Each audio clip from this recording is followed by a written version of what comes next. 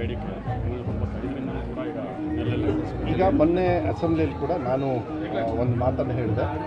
95 ಮೇಲೆ ಅನುದಾನಕ್ಕೆ ಒಳಪಡಿಸಬೇಕಾಗುತ್ತೆ. ಕನ್ನಡ ಶಾಲೆಗಳಿಗೆ ನಾವು ಸಾಕಾರ ಮಾಡ್ತಕ್ಕಂಥ ನಮ್ಮ ಕರ್ತವ್ಯ ಆಗ್ತದೆ. ಮಾನ್ಯ ಮುಖ್ಯಮಂತ್ರಿಗಳು ಅದಕ್ಕೆ ಒಂದು ಚರ್ಚೆ ಮಾಡೋಣ ಅಂತ ಹೇಳಿದ್ದಾರೆ. ನಾವು ಬಂದ ಮೇಲೆ ಅನುದಾನಿತ ಶಾಲೆಗಳಿಗೆ ಏನು ಬ್ಯಾಕ್ಲಾಗ್ಸ್ ಇತ್ತು ಅದು 20ರವರೆಗೂ ಮಾಡಿದ್ವಿ. ಈಗ ಇದ್ರದ್ದು ಮುಗೀತು, ಏನು ನಿಮ್ಮ ಇಂಟರ್ನಲ್ ರಿಸರ್ವೇಷನ್. ಇನ್ನು ಸ್ಟ್ರೈಟ್ ಆಗಿ ಅನುದಾನಿತ ಮತ್ತು ಸರ್ಕಾರಿ ಎಲ್ಲ ಸೇರಿ ಸುಮಾರು 18,000 ಟೀಚರ್ಸ್ನ ರಿಕ್ರೂಟ್ಮೆಂಟ್ನ ದಾಖಲೆ ರೀತಿಯಲ್ಲಿ ನಾವು ಮಾಡ್ತಾಯಿದ್ವಿ.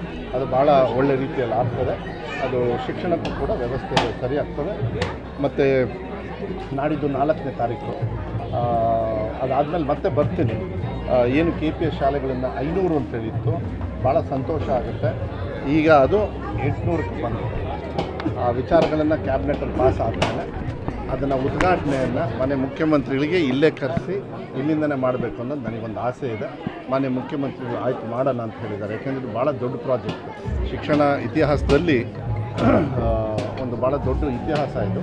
ಅದು ಮಕ್ಕಳ ವಿದ್ಯಾಭ್ಯಾಸಕ್ಕೋಸ್ಕರ ಅದು ಮಾಡ್ತಾಯಿದ್ದೀವಿ ಅಂತ ಹೇಳಿ ಅದು ಭಾಳ ಅವಶ್ಯಕತೆ ಕೂಡ ಇದೆ. ಅದನ್ನು ಮಾಡ್ತಕ್ಕಂಥದ್ದು ವ್ಯವಸ್ಥೆಯನ್ನು ಶಿವಮೊಗ್ಗ ಜಿಲ್ಲೆಯಿಂದ ಆಗಲಿ.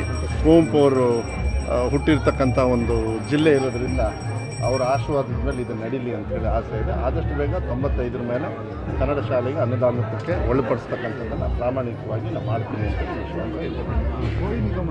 ಬೇಡಿಕೆ ತುಂಬ ಕಡಿಮೆ ಕೂಡ ಈಗ ಮೊನ್ನೆ ಅಸೆಂಬ್ಲಿಯಲ್ಲಿ ಕೂಡ ನಾನು ಒಂದು ಮಾತನ್ನು ಹೇಳಿದೆ.